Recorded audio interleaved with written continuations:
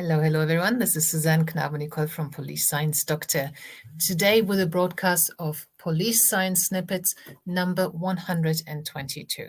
First of all, Police Science Doctor is an educational website for law enforcement around the world that tries to bring research findings in the fields of criminology, police science, investigative psychology, forensic psychology, intelligence, and all that stuff into the hands of the practitioner, because there is no real efficient direct link from the academics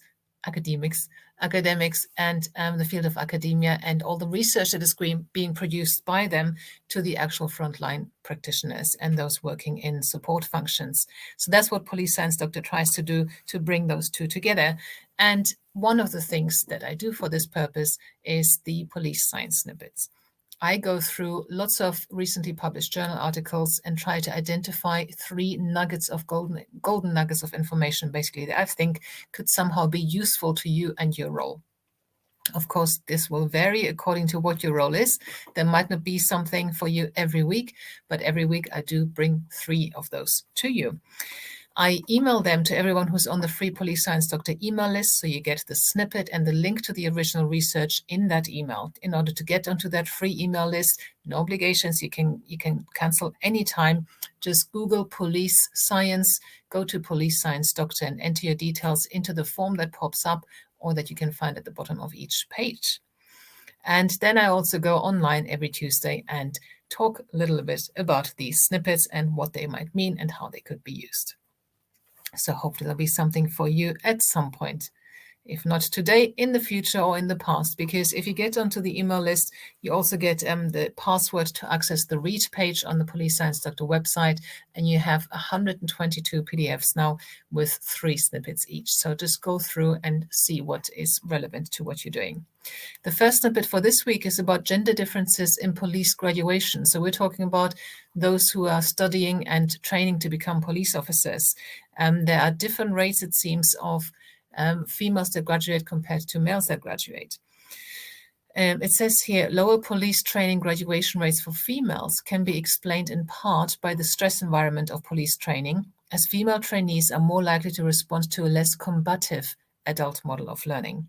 While stress resilience in policing is essential, a focus on stress overemphasizes police aggressiveness. Now, this is something that in the UK, at least, we very actively try not to do.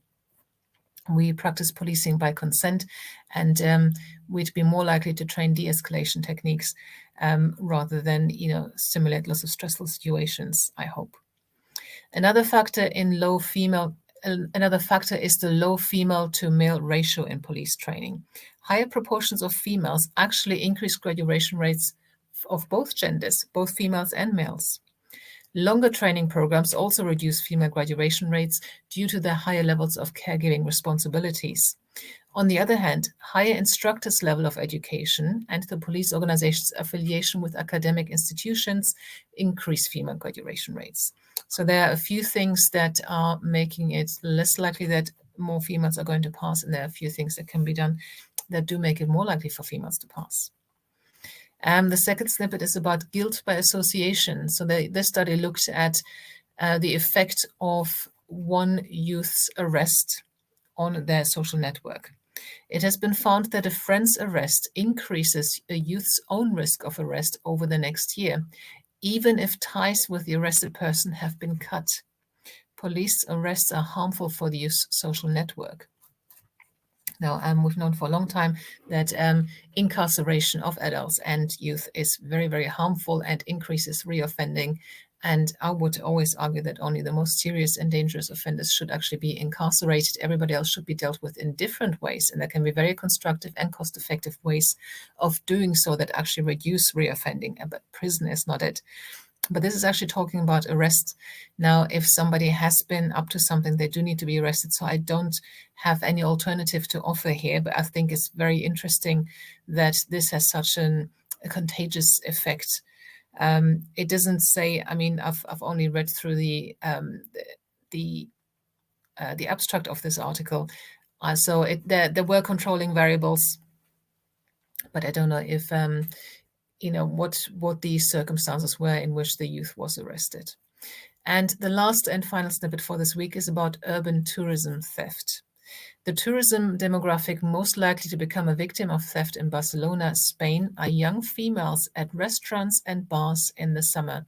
Now, knowing this kind of information can obviously be very helpful in then giving advice at airports and hotels and at restaurants to this most likely target.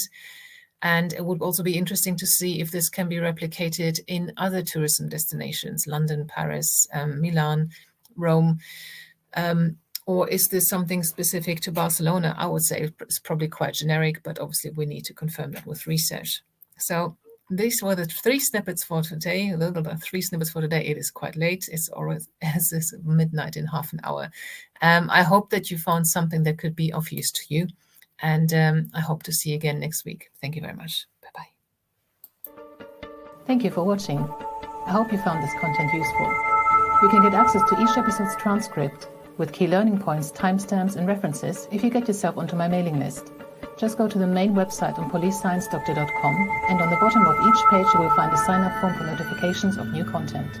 Just enter your first name, your preferred email address, and the type of organization you work for. You will not get any spam. This is just for me to let you know about new content and for you to get access to all the transcripts.